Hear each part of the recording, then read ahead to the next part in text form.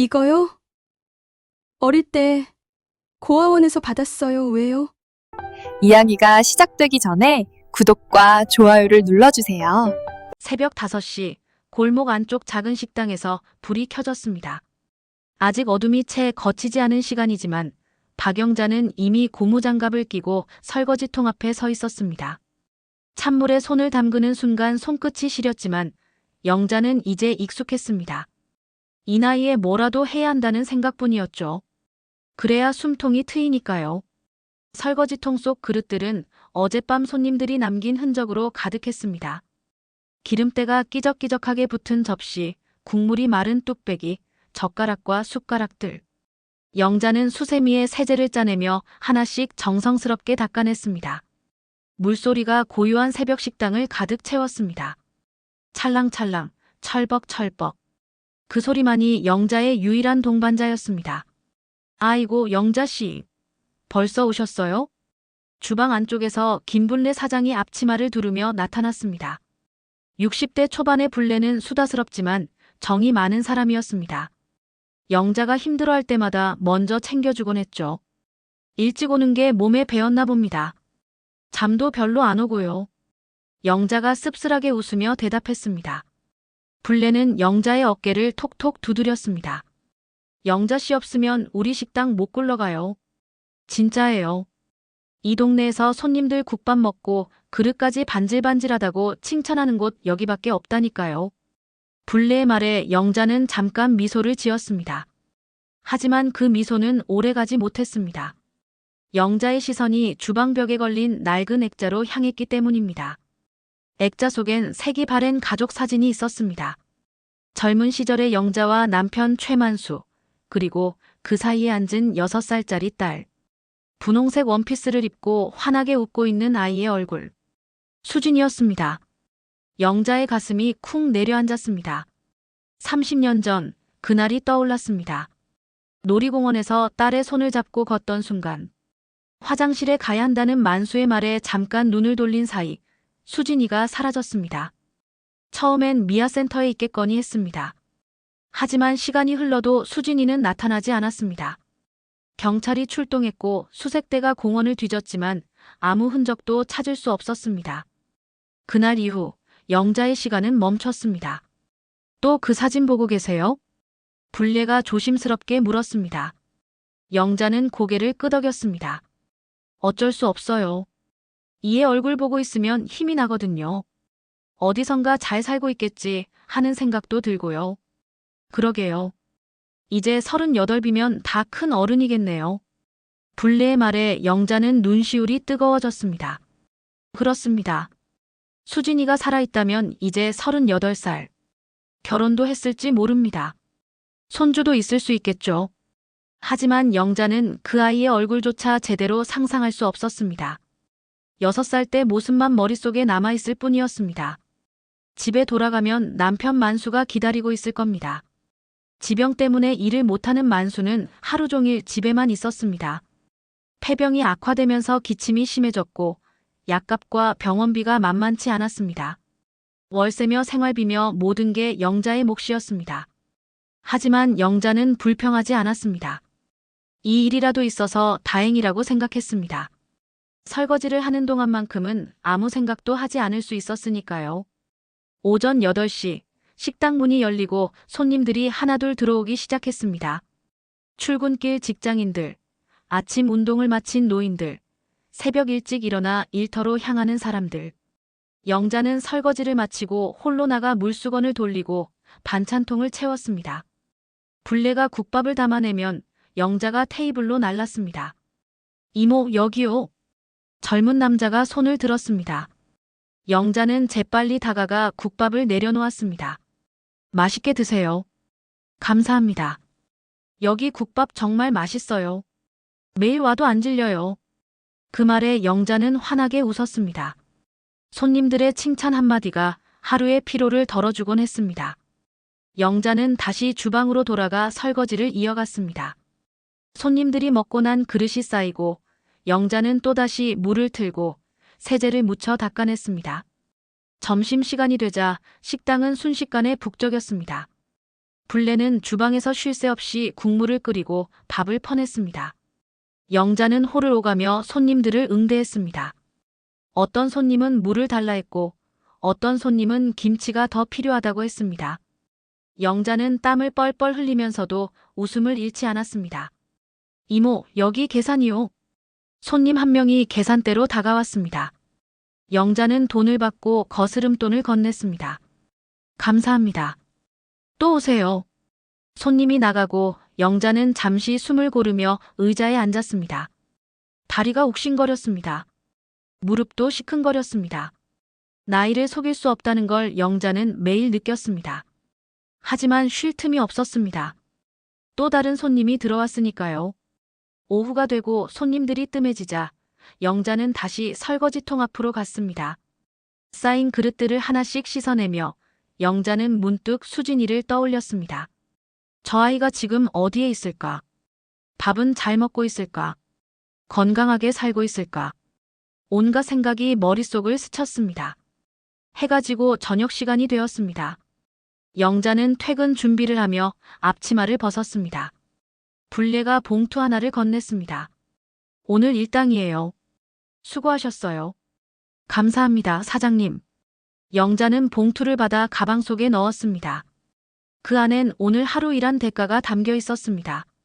많지 않은 돈이지만 이 돈으로 만수의 약을 사고 저녁거리를 장만할 수 있었습니다. 식당 문을 나서는 영자의 등이 구부러져 있었습니다.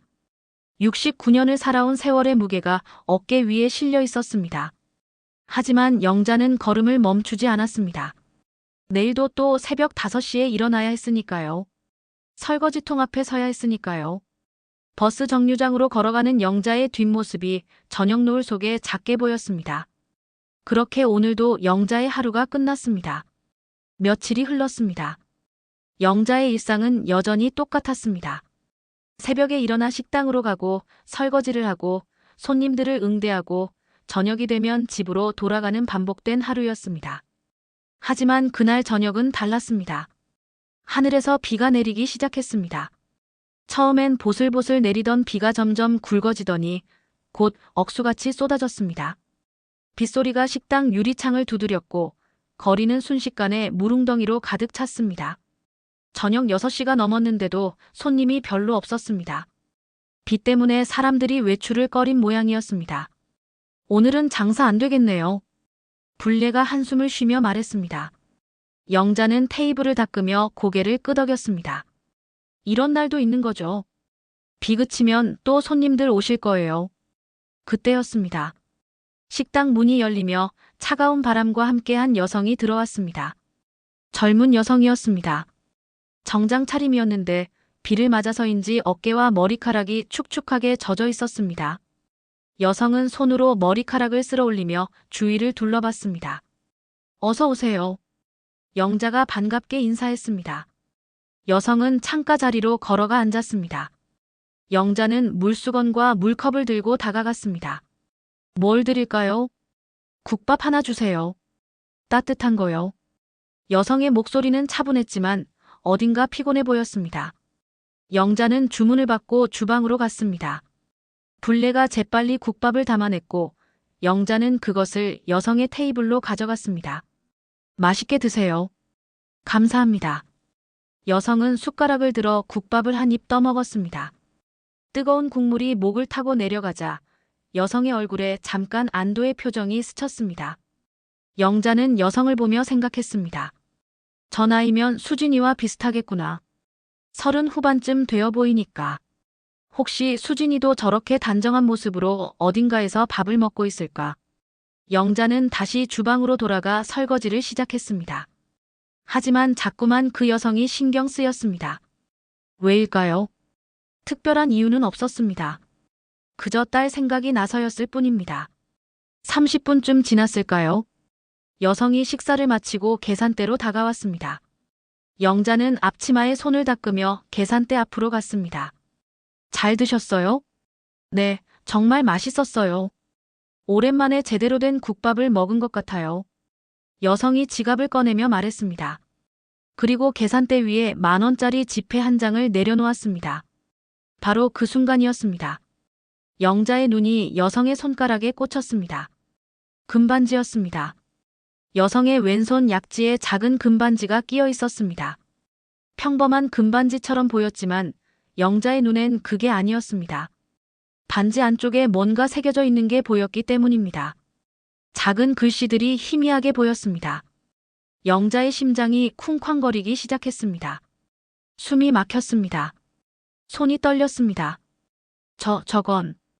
영자는 눈을 크게 뜨고 반지를 응시했습니다.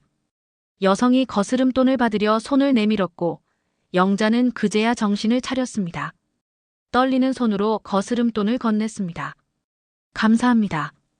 또 오세요. 영자의 목소리가 갈라졌습니다. 여성은 고개를 끄덕이며 식당 문을 나섰습니다. 빗소리가 다시 들려왔고 여성의 뒷모습이 빗속으로 사라졌습니다. 영자는 그 자리에 얼어붙은 듯 서 있었습니다. 머릿속이 하얘졌습니다. 방금 본 것이 진짜일까요? 착각이었을까요? 아니었습니다. 영자는 분명히 봤습니다. 반지 안쪽에 새겨진 글씨를 수진 1994년 영자의 눈에서 눈물이 흘러내렸습니다.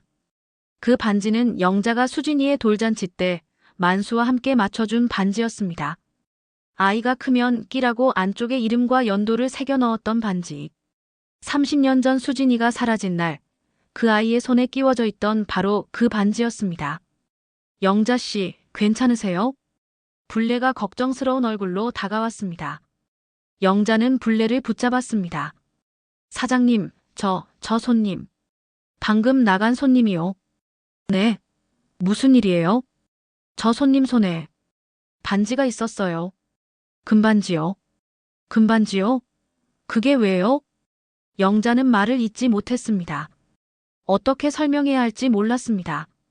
30년 전 일을 어떻게 한마디로 말할 수 있겠습니까? 불레는 영자의 어깨를 토닥였습니다. 일단 앉으세요. 물 좀 드시고요. 영자는 의자에 주저앉았습니다. 가슴이 터질 것 같았습니다. 불레가 물컵을 건넸고 영자는 벌컥벌컥 물을 마셨습니다. 하지만 가슴속 답답함은 가시지 않았습니다. 저 사람이 누구지? 혹시 수진일까? 말도 안 되는 생각이었습니다. 하지만 영자는 그 가능성을 버릴 수 없었습니다. 그 반지가 어떻게 저 여성의 손에 있을 수 있겠습니까? 세상에 똑같은 반지가 또 있을 리 없었습니다. 안쪽에 새긴 이름과 연도까지 똑같을 리가요. 사장님, 저 손님. 전에도 본 적 있으세요? 영자가 떨리는 목소리로 물었습니다. 불레는 고개를 저었습니다. 아니요. 오늘 처음 본 것 같은데요. 왜요? 그냥요. 그냥 궁금해서요. 영자는 더 이상 말하지 않았습니다. 불레도 더 묻지 않았습니다. 하지만 영자의 머릿속은 온통 그 여성 생각뿐이었습니다. 다시 올까? 이 식당에 다시 올까? 영자는 간절히 바랐습니다. 그 여성이 다시 와주길. 그래서 반지를 좀 더 자세히 볼 수 있길. 혹시 정말로 수진이의 반지가 맞는지 확인할 수 있길. 빗소리가 점점 잦아들었습니다. 하지만 영자의 가슴 속 떨림은 멈추지 않았습니다. 그날 밤 영자는 잠을 이룰 수 없었습니다. 그날 밤 영자는 집으로 돌아왔지만 마음이 진정되지 않았습니다. 좁은 방 안에는 만수가 이불을 덮고 누워 있었습니다. 기침 소리가 들렸습니다. 컥컥 캑캑. 만수의 폐병이 또 도진 모양이었습니다. 당신 왔어요? 만수가 몸을 일으키며 물었습니다. 영자는 가방을 내려놓고 고개를 끄덕였습니다. 네. 약은 드셨어요? 아까 먹었어요. 근데 당신 얼굴이 왜 그래요? 무슨 일 있어요? 만수는 아내의 표정을 단번에 알아챘습니다. 30년을 함께 산 부부였으니까요. 영자는 잠시 망설이다가 입을 열었습니다. 오늘 식당에 손님 한 분이 오셨는데요. 그래요? 그분 손에 반지가 있었어요. 금반지요. 만수의 얼굴이 굳어졌습니다. 금반지라는 말에 뭔가 떠오른 듯 했습니다. 금반지요? 그게 설마. 네. 안쪽에 글씨가 새겨져 있었어요. 수진이 이름이요. 1994년도도 함께요. 만수는 벌떡 일어나 앉았습니다. 얼굴이 창백해졌습니다. 그게 정말이에요? 확실해요? 제 눈으로 똑똑히 봤어요. 틀림없어요. 만수는 두 손으로 얼굴을 만졌습니다. 숨소리가 거칠어졌습니다. 영자도 침대 끝에 앉았습니다. 두 사람은 한동안 아무 말도 하지 못했습니다. 그저 서로의 숨소리만 방 안에 맴돌았습니다. 그 사람이 혹시 만수가 떨리는 목소리로 말했습니다. 영자는 고개를 끄덕였습니다. 저도 그 생각밖에 안 들어요. 혹시 우리 수진이가 아닐까 하고요. 나이는 어떻게 됐어요? 30 후반쯤 돼 보였어요. 정장을 입고 있었고 말투도 세련됐어요. 도시에서 사는 사람 같았어요. 만수는 천천히 고개를 끄덕였습니다. 계산이 맞았습니다. 수진이가 살아있다면 지금 38살. 충분히 그럴 만한 나이였습니다. 내일 다시 올까요? 만수가 물었습니다. 영자는 어깨를 으쓱였습니다. 모르겠어요. 처음 본 손님이었으니까요. 다시 올지 안 올지. 꼭 다시 와야 할 텐데. 만수의 목소리에 간절함이 묻어났습니다. 영자도 마찬가지였습니다. 그 여성이 다시 식당에 오기만을 바랄 뿐이었습니다. 다음 날 아침, 영자는 평소보다 더 일찍 식당으로 갔습니다. 혹시 그 여성이 아침 일찍 올지도 모른다는 생각 때문이었습니다. 하지만 아침 시간이 지나도 여성은 나타나지 않았습니다. 점심시간에도 오후에도 마찬가지였습니다. 영자 씨, 오늘 계속 문 쪽만 보시네요. 누구 기다리세요? 불례가 물었습니다. 영자는 어색하게 웃으며 고개를 저었습니다. 아니에요. 그냥요. 하지만 속마음은 달랐습니다. 영자는 문이 열릴 때마다 심장이 두근거렸습니다. 혹시 그 여성일까 싶어서요. 하지만 매번 다른 손님이었습니다. 사흘이 지났습니다. 일주일이 지났습니다.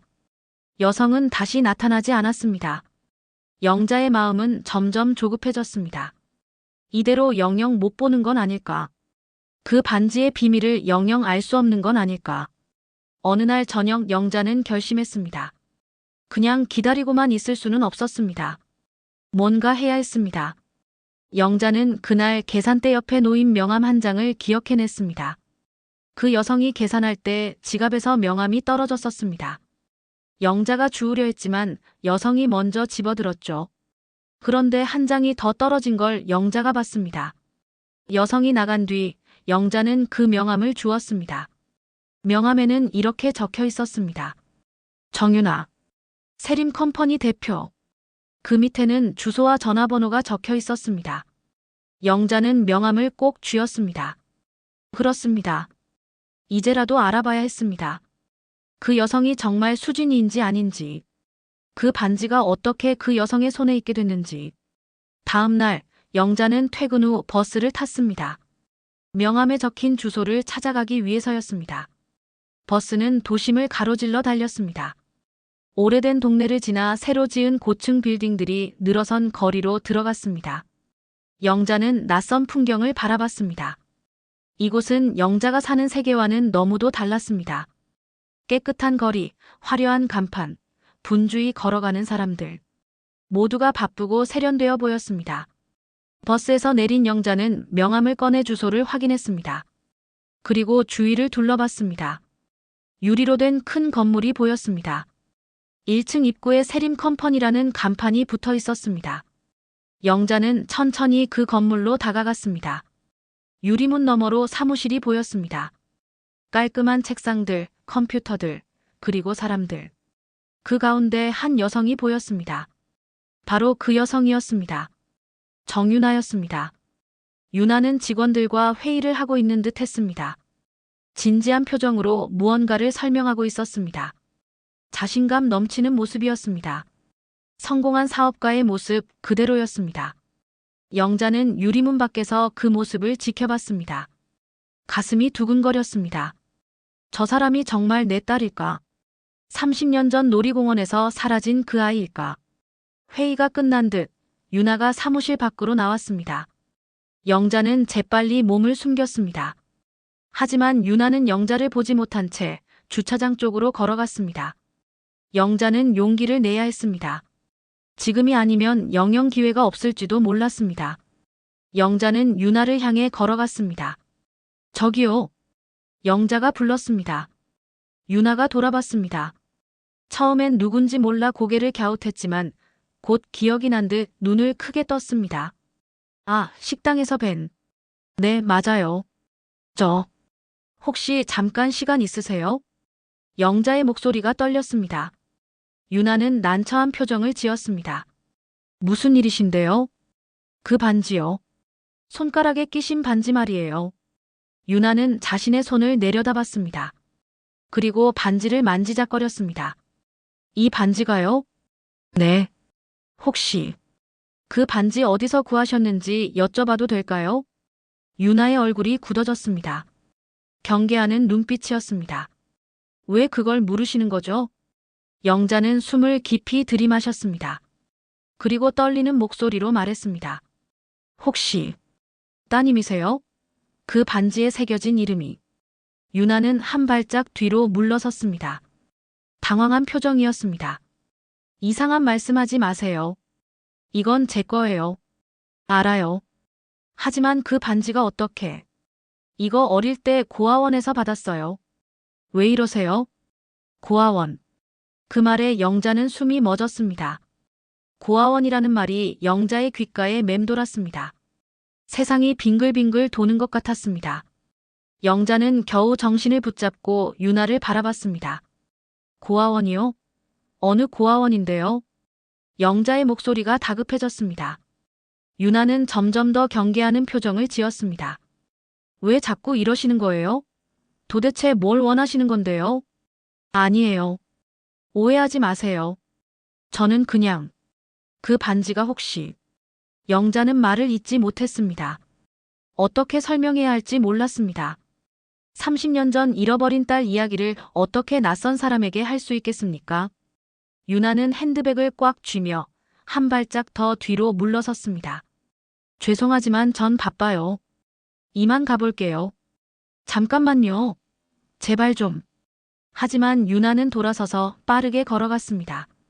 주차장으로 사라지는 유나의 뒷모습을 보며 영자는 그 자리에 멍하니 서 있었습니다. 다리에 힘이 풀렸습니다. 영자는 근처 벤치로 비틀거리며 걸어가 주저앉았습니다. 고아원. 그렇다면 정말로 수진이일 수도 있었습니다. 놀이공원에서 사라진 뒤 누군가에게 발견되어 고아원으로 보내진 거라면요. 하지만 왜 고아원이었을까요? 경찰에 신고했으면 부모를 찾을 수 있었을 텐데요. 영자의 머릿속이 복잡해졌습니다. 온갖 생각이 뒤엉켰습니다.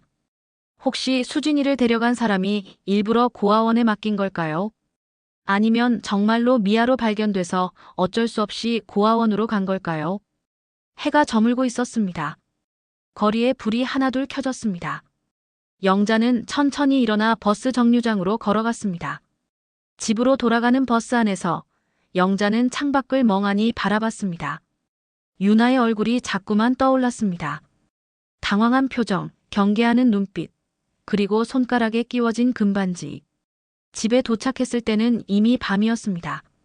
만수가 방문을 열고 기다리고 있었습니다. 어떻게 됐어요? 그 사람 만났어요? 만수의 목소리에 기대감이 묻어났습니다. 영자는 고개를 끄덕이며 방 안으로 들어갔습니다. 만났어요. 그래서요? 뭐라고 했어요? 영자는 천천히 이야기했습니다. 유나의 회사를 찾아간 일, 반지에 대해 물었던 일, 그리고 유나가 고아원에서 그 반지를 받았다고 말한 일까지. 만수는 이야기를 듣는 내내 아무 말도 하지 못했습니다.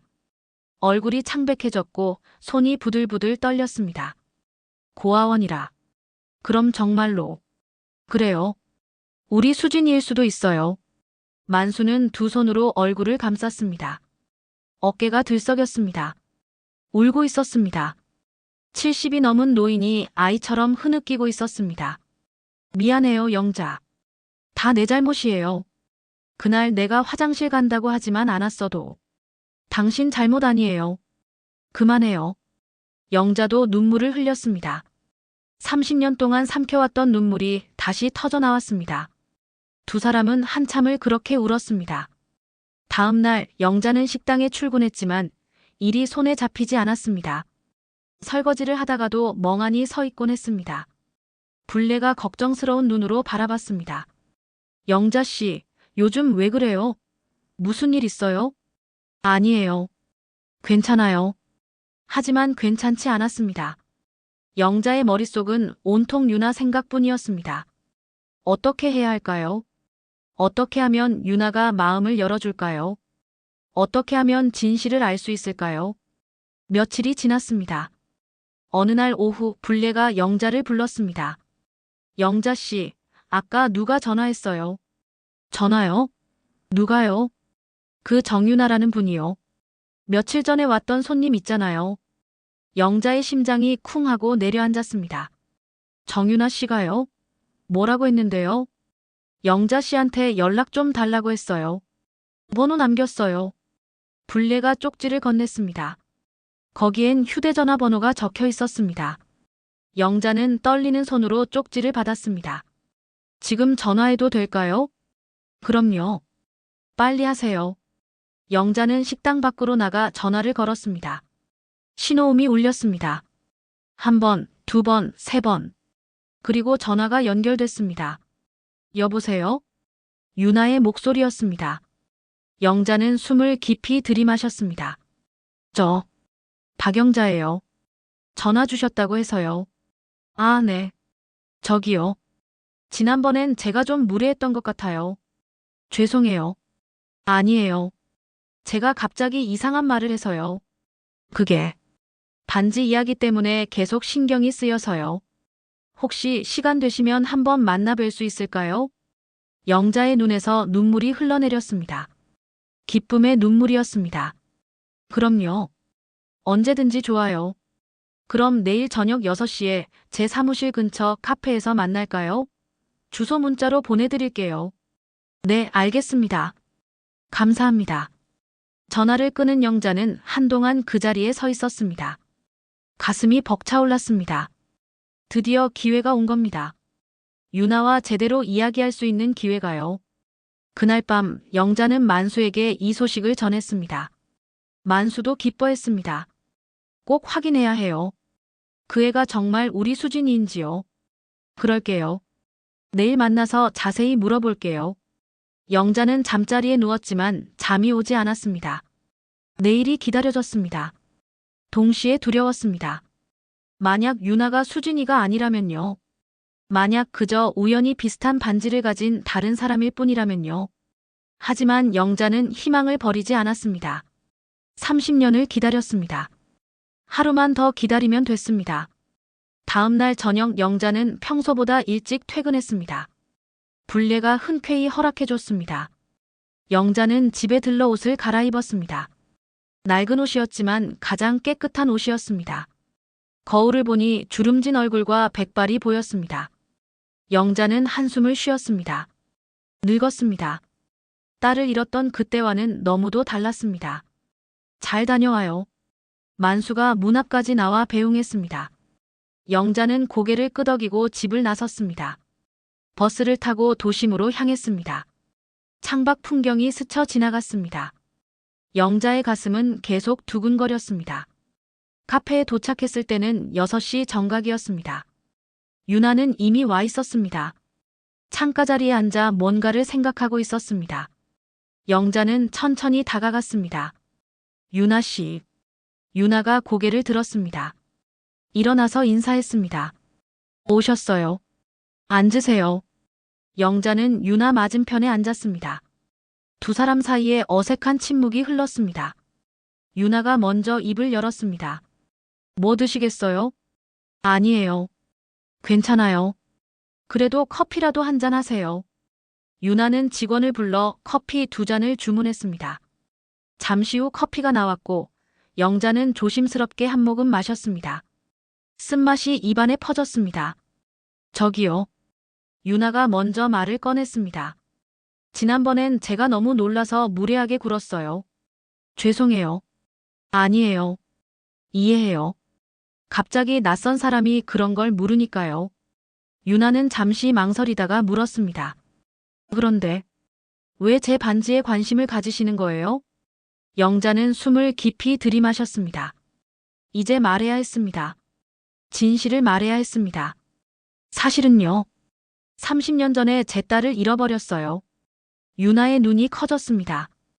영자는 계속 말을 이었습니다. 놀이공원에서였어요. 1994년 6월 12일이었죠. 그날 딸아이 손에 금반지가 끼워져 있었어요. 돌잔치 때 만들어준 반지였는데 안쪽에 이름과 연도를 새겨 넣었어요. 유나의 얼굴이 창백해졌습니다. 영자는 떨리는 목소리로 말했습니다. 수진이요. 그게 제 딸 이름이었어요. 유나는 아무 말도 하지 못했습니다. 손이 떨렸습니다. 커피잔을 잡았다가 다시 내려놓았습니다. 그럼 저를. 네. 혹시 유나 씨가 제 딸이 아닐까 싶어서요. 유나는 두 손으로 얼굴을 감쌌습니다. 어깨가 떨렸습니다. 한참이 지나서야 유나가 입을 열었습니다. 저 고아원에서 자랐어요. 6살 때부터요. 6살이요? 네. 그전 기억은 거의 없어요. 단편적인 장면들만 떠올라요. 놀이기구, 풍선, 그리고 누군가 제 손을 잡고 있던 기억. 영자의 눈에서 눈물이 흘러내렸습니다. 유나도 눈시울이 붉어졌습니다. 고아원 원장 선생님이 이 반지를 주셨어요. 제가 고아원에 왔을 때 손에 끼고 있었대요. 그래서 평생 간직하고 있었어요. 제 유일한 기억의 조각이니까요. 영자는 더 이상 참을 수 없었습니다. 눈물이 쏟아졌습니다. 30년 동안 억눌러왔던 감정이 터져나왔습니다. 수진아. 영자가 떨리는 목소리로 불렀습니다. 유나도 울고 있었습니다. 하지만 확실한 건 아니잖아요. 저는 그냥 고아원에서 자란 사람일 뿐이에요. 아니에요. 틀림없어요. 그 반지는 세상에 하나밖에 없어요. 두 사람은 한참을 말없이 앉아 있었습니다. 카페 안의 소란스러운 소리도 지나가는 사람들의 모습도 아무것도 들리지 않았습니다. 오직 서로의 숨소리만 들렸습니다. 확인해보고 싶어요. 유나가 조심스럽게 말했습니다. 정말로 제가 어머니의 딸인지요? 어떻게 확인할 수 있을까요? 고아원 기록을 찾아보면 될 것 같아요.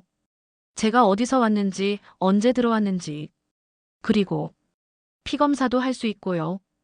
영자는 고개를 끄덕였습니다. 그래요. 그렇게 해요.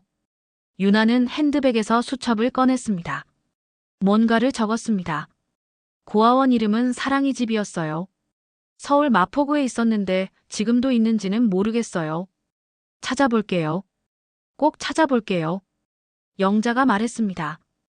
유나는 잠시 망설이다가 영자의 손을 잡았습니다. 따뜻했습니다. 이상해요. 처음 뵀을 때부터 뭔가 낯설지 않았어요. 영자는 유나의 손을 꼭 쥐었습니다. 그 손길이 30년 전 잡았던 딸의 손처럼 느껴졌습니다. 카페를 나서며 유나가 말했습니다. 연락 주세요. 고아원 기록 찾으시면요. 그럴게요. 고마워요, 유나 씨. 저야말로요. 두 사람은 헤어졌습니다. 영자는 버스 정류장으로 걸어가며 계속 뒤를 돌아봤습니다. 유나도 서서 영자를 바라보고 있었습니다. 집에 돌아온 영자는 만수에게 모든 이야기를 했습니다. 만수는 울면서 웃었습니다. 찾았어. 우리 딸을 찾았어. 아직 확실한 건 아니에요. 아니야. 틀림없어. 그 반지가 증거야. 우리 수진이 맞아. 만수는 기침을 했습니다. 컥컥 캑캑.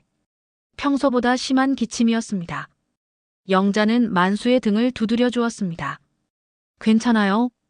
괜찮아. 그냥 너무 기뻐서 그래. 그날 밤 두 사람은 오랜만에 편안하게 잠들었습니다.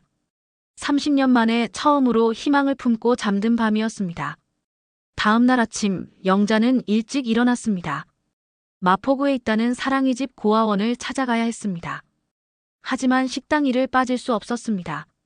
영자는 불레에게 사정을 이야기했습니다. 사장님, 오늘 오후에 급한 일이 좀 생겼어요. 일찍 퇴근해도 될까요? 그러세요. 무슨 일인데요? 개인적인 일이에요. 중요한 일이고요. 불레는 영자의 표정을 보고 더 묻지 않았습니다. 그래요. 오늘은 일찍 가세요. 감사합니다. 오후 3시 영자는 식당을 나섰습니다. 버스를 타고 마폭으로 향했습니다. 손에는 30년 전 수진이의 사진이 든 봉투를 들고 있었습니다. 흑백 사진이었습니다. 6살 수진이가 환하게 웃고 있는 사진이었습니다. 고아원을 찾는 데는 시간이 걸렸습니다. 주소를 물어 겨우 찾아갔습니다. 낡은 건물이었습니다. 사랑의 집이라는 간판이 바래져 있었습니다. 하지만 여전히 운영되고 있는 듯 했습니다. 마당에서 아이들의 웃음소리가 들렸습니다. 영자는 문을 두드렸습니다. 잠시 후 중년 여성이 문을 열었습니다. 누구세요? 안녕하세요.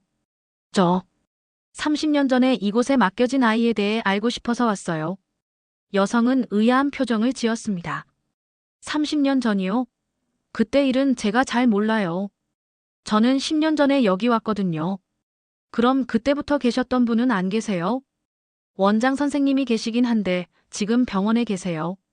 몸이 안 좋으셔서요. 영자의 얼굴이 어두워졌습니다.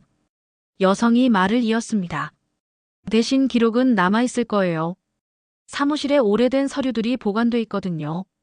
뭘 찾으시는데요? 1994년에 들어온 여자아이요. 이름은 수진이었을 거예요. 여성은 고개를 끄덕이며 영자를 안으로 안내했습니다. 사무실은 좁았습니다. 오래된 서류 상자들이 한쪽 벽에 쌓여 있었습니다. 1994년이면 이 상자들을 뒤져봐야 할 것 같네요. 여성과 영자는 함께 상자를 열었습니다. 먼지가 풀썩 날렸습니다. 낡은 서류들이 가득했습니다. 영자는 한 장 한 장 넘겨봤습니다. 시간이 흘렀습니다. 1시간, 2시간. 여기 있어요. 영자가 소리쳤습니다. 손에 든 서류에는 이렇게 적혀 있었습니다. 입소일 1994년 6월 15일 유아명 수진 추정 나이 6살. 발견 장소 서울 마포구 근처. 특이사항 금반지 소지. 영자의 손이 떨렸습니다. 틀림없었습니다. 날짜도 맞았습니다. 수진이가 사라진 게 6월 12일이었고 사흘 뒤 고아원에 들어온 겁니다. 복사해도 될까요? 그럼요. 여성이 서류를 복사해 줬습니다. 영자는 그것을 조심스럽게 봉투에 넣었습니다. 정말 감사합니다. 도움이 되셨으면 좋겠네요. 영자는 고아원을 나섰습니다. 가슴이 벅찼습니다. 이제 확실해졌습니다. 정윤아는 영자의 딸 수진이었습니다. 집으로 돌아온 영자는 만수에게 서류를 보여줬습니다. 만수는 서류를 보며 눈물을 흘렸습니다. 찾았어. 정말로 찾았어. 이제 윤아한테 알려줘야죠. 영자는 그날 밤 편지를 썼습니다. 오랜만에 쓰는 편지였습니다. 손글씨가 떨렸지만 영자는 정성스럽게 한자 한자 적었습니다. 윤아에게 1994년 6월 12일 놀이공원에서 사라진 딸을 찾습니다. 혹시 반지 안쪽 글씨가 수진 1994라면 그건 당신이 제 딸이라는 증거입니다. 30년 동안 당신을 기다렸습니다. 한순간도 당신을 잊은 적이 없습니다. 이 편지와 함께 옛날 사진을 보냅니다. 6살 때 당신 모습입니다. 그리고 고아원 기록도 함께 보냅니다. 제발 한 번만 만나주세요. 어머니가. 영자는 편지와 함께 수진이의 흑백 사진, 그리고 고아원 서류 사본을 봉투에 넣었습니다. 다음 날 영자는 우체국에 가서 윤아의 회사 주소로 편지를 보냈습니다. 사흘이 지났습니다. 일주일이 지났습니다. 윤아에게서 아무 연락이 없었습니다. 영자는 불안해졌습니다. 혹시 편지를 받지 못한 걸까요? 아니면 받았지만 믿지 않는 걸까요? 그러던 어느 날 오후 식당으로 전화가 걸려왔습니다. 영자 씨, 전화요. 불례가 불렀습니다. 영자는 재빨리 전화를 받았습니다. 여보세요? 어머니. 아니, 영자 씨. 윤아의 목소리였습니다. 하지만 평소와 달랐습니다. 떨리고 있었습니다. 윤아 씨, 편지 받았어요? 네. 받았어요. 사진도 보고 서류도 봤어요. 그래서 집에 돌아와서 오래된 서류를 다시 찾아봤어요. 입양 서류요. 영자는 숨을 죽이고 기다렸습니다. 거기에 적혀 있었어요. 출생지 서울 마포구. 유아명 수진. 정확히 일치했어요. 영자의 눈에서 눈물이 쏟아졌습니다. 그럼. 네. 정말로 어머니의 딸인 것 같아요. 전화기 너머로 유나의 흐느끼는 소리가 들렸습니다. 영자도 울었습니다. 30년 만에 딸을 찾았습니다. 기다림의 끝이었습니다. 만나요. 제발 만나요. 영자가 말했습니다. 네. 만나요. 어머니. 어머니라는 말에 영자는 더 이상 참을 수 없었습니다. 전화기를 쥔 채 주저앉아 울었습니다. 불례가 달려와 영자를 부축했습니다. 영자 씨, 무슨 일이에요? 영자는 울면서 웃었습니다. 딸이에요. 제 딸을 찾았어요. 불례도 눈시울이 붉어졌습니다. 식당 안의 손님들도 무슨 일인지 몰라 영자를 바라봤습니다. 그날 밤 영자와 만수는 서로를 껴안고 울었습니다. 30년의 기다림이 끝났습니다. 이틀 뒤 유나가 식당을 찾아왔습니다. 저녁 6시였습니다. 문이 열리고 유나가 들어서자 영자는 설거지하던 손을 멈췄습니다. 두 사람의 눈이 마주쳤습니다. 유나의 눈은 이미 붉어져 있었습니다. 어머니. 유나가 떨리는 목소리로 불렀습니다. 영자는 고무장갑을 벗고 유나에게 달려갔습니다. 두 사람은 식당 한가운데서 껴안았습니다. 손님들이 놀라 쳐다봤지만 영자와 유나는 신경 쓰지 않았습니다. 30년 만의 재회였습니다. 수진아, 수진아. 영자는 딸의 등을 쓰다듬으며 울었습니다. 유나도 어머니의 품에서 아이처럼 울었습니다. 불례가 다가와 두 사람을 조용히 사무실로 안내했습니다. 사무실 문을 닫자 두 사람은 다시 한번 껴안았습니다. 한참을 울고 나서야 겨우 마음을 진정시킬 수 있었습니다. 미안해. 정말 미안해, 수진아. 영자가 딸의 손을 꼭 쥐며 말했습니다. 아니에요, 어머니. 어머니 잘못이 아니에요. 그날 내가 더 조심했어야 했는데. 내 손을 꽉 잡고 있었어야 했는데. 이제 됐어요. 다시 만났잖아요. 유나가 눈물을 닦으며 웃었습니다. 영자도 웃었습니다. 슬픔과 기쁨이 뒤섞인 웃음이었습니다. 아버지도 만나고 싶어 하세요. 당신 아버지 말이에요. 네. 저도 만나고 싶어요. 지금 집에 계세요. 몸이 안 좋으셔서 나오기 힘드시거든요. 그럼 제가 찾아뵐게요. 유나가 말했습니다. 영자는 고개를 끄덕였습니다. 두 사람은 식당을 나와 영자의 집으로 향했습니다. 걸어가는 내내 영자는 유나의 손을 놓지 않았습니다. 다시는 놓치지 않겠다는 듯이요. 집에 도착하자 만수가 문 앞에서 기다리고 있었습니다. 유나를 본 만수는 말없이 눈물을 흘렸습니다. 아버지. 유나가 조심스럽게 불렀습니다. 만수는 떨리는 손으로 딸의 얼굴을 어루만졌습니다. 수진아. 우리 수진이구나. 네, 아버지. 만수는 딸을 껴안았습니다. 기침이 나왔지만 참았습니다. 30년 만에 안아보는 딸이었습니다. 미안하다. 아버지가 미안하다. 아니에요. 이제 다 괜찮아요. 세 사람은 좁은 방 안에 둘러앉았습니다. 영자가 차를 끓여왔습니다. 유나는 방 안을 둘러봤습니다. 낡은 벽지, 오래된 가구, 작은 창문. 부모님이 이렇게 어렵게 살고 계셨다는 사실이 마음 아팠습니다. 그동안 어떻게 지냈니? 만수가 물었습니다. 유나는 천천히 이야기를 시작했습니다. 고아원에서 자랐어요. 18살까지요. 그 뒤로는 혼자 일하면서 공부했어요. 낮에는 편의점에서 일하고 밤에는 검정고시 공부를 했죠. 대학도 장학금으로 다녔어요. 영자는 딸의 말을 들으며 또 눈물을 흘렸습니다. 얼마나 힘들었을까요? 부모도 없이 혼자서 모든 걸 해냈다니요. 그렇게 회사까지 차렸구나. 네. 처음엔 작은 사무실이었어요. 하지만 열심히 했어요. 그러다 보니 점점 커졌고요. 대단하구나, 우리 딸. 만수가 자랑스럽게 말했습니다. 유나는 고개를 숙였습니다. 하지만 사실 요즘 힘든 일이 있어요. 무슨 일인데? 제 동업자였던 사람이요. 한도연이라는 사람인데. 유나는 잠시 말을 멈췄습니다. 표정이 어두워졌습니다. 그 사람이 회사 돈을 빼돌렸어요. 몰래 계좌를 만들어서 몇 달 동안 조금씩 빼간 거예요. 영자와 만수는 놀란 표정을 지었습니다. 그게 언제 일인데? 일주일 전에 알았어요. 회계장부를 확인하다가 이상한 걸 발견했죠. 조사해보니 도연 씨가 한 짓이었어요. 그 사람은 지금 어디 있니? 경찰에 신고했어요. 지금 수사 중이고요. 바로 그때였습니다. 유나의 휴대전화가 울렸습니다. 유나는 전화를 받았습니다. 네, 여보세요? 전화 너머에서 무언가 말하는 소리가 들렸습니다. 유나의 얼굴이 밝아졌습니다. 정말요? 잡혔어요? 영자와 만수는 유나를 바라봤습니다. 유나가 전화를 끊고 말했습니다. 도연 씨가 붙잡혔대요. 공항에서 출국하려다 경찰에 체포됐대요.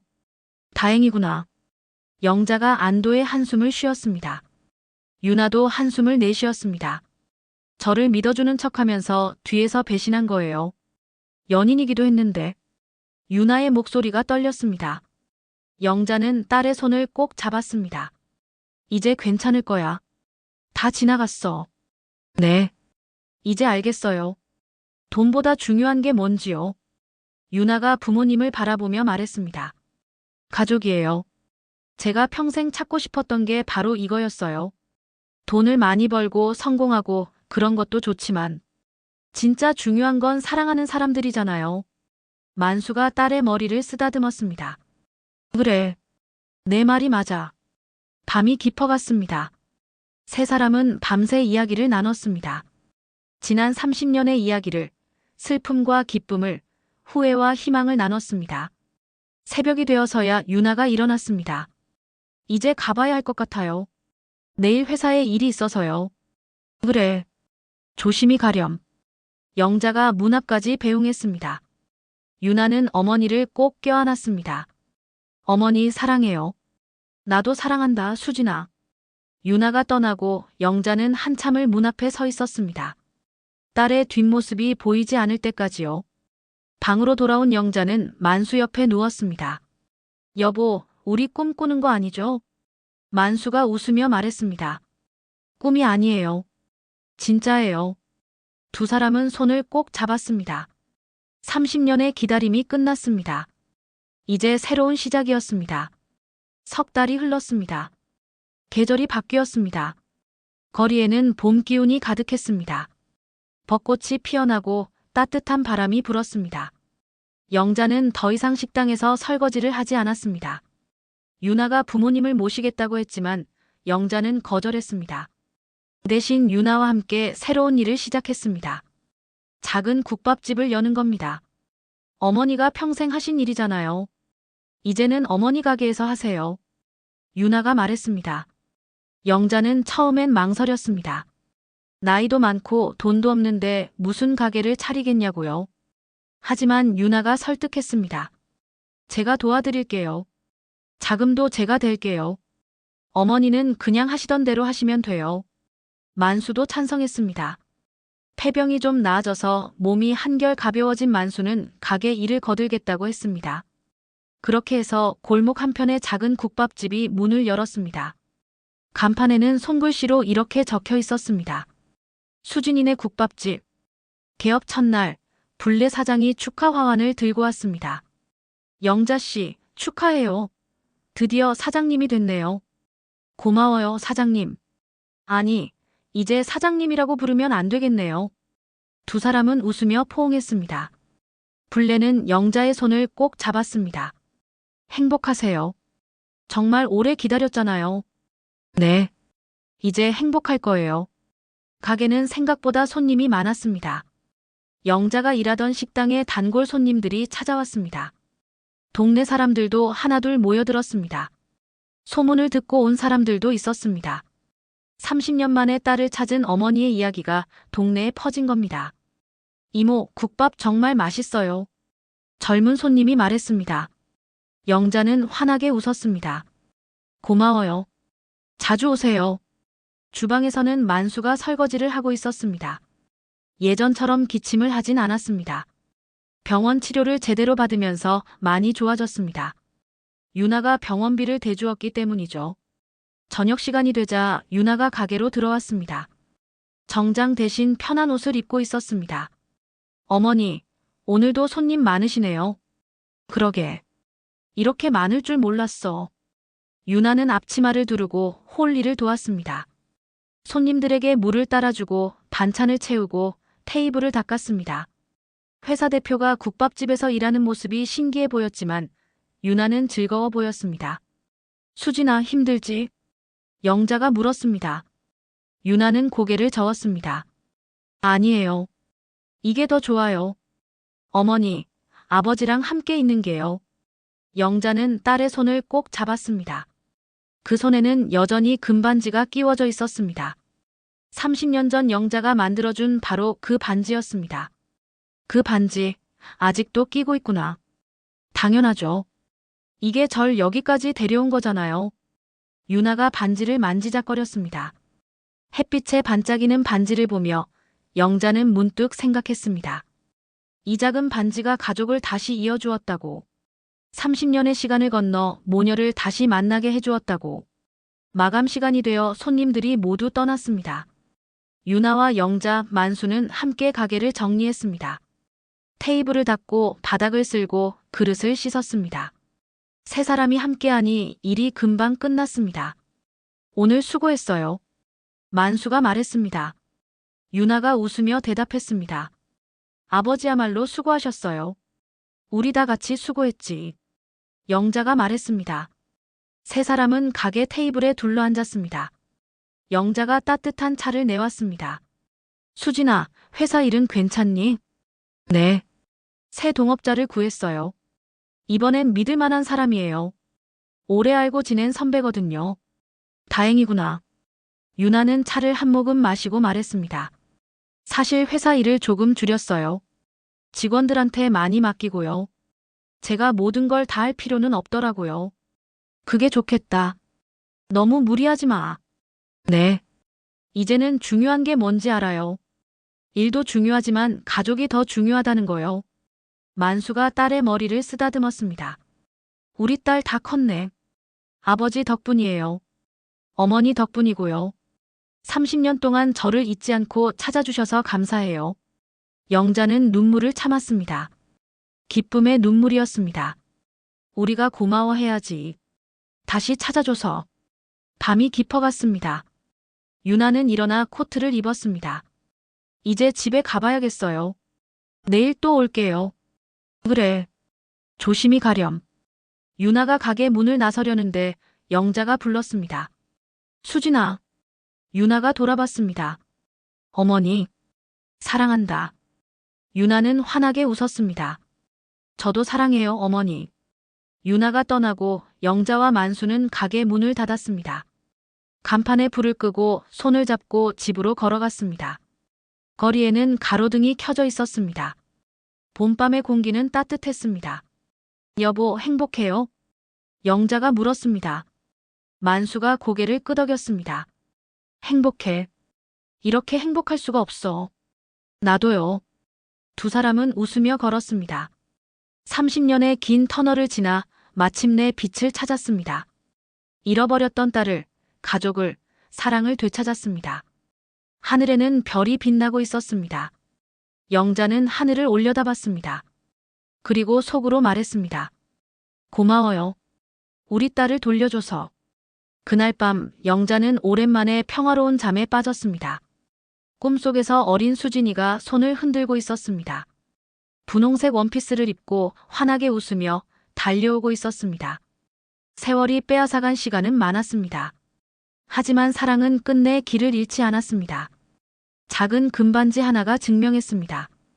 가족의 인연은 결코 끊어지지 않는다는 것을요. 수진이네 국밥집은 오늘도 문을 엽니다. 따뜻한 국밥 한 그릇에 담긴 건 음식만이 아닙니다. 30년을 기다린 어머니의 사랑입니다. 그리고 마침내 집으로 돌아온 딸의 행복입니다. 반지 속 이름처럼 이제 그들은 영원히 함께입니다. 오늘의 이야기 재밌게 들으셨나요? 구독, 좋아요를 눌러주세요.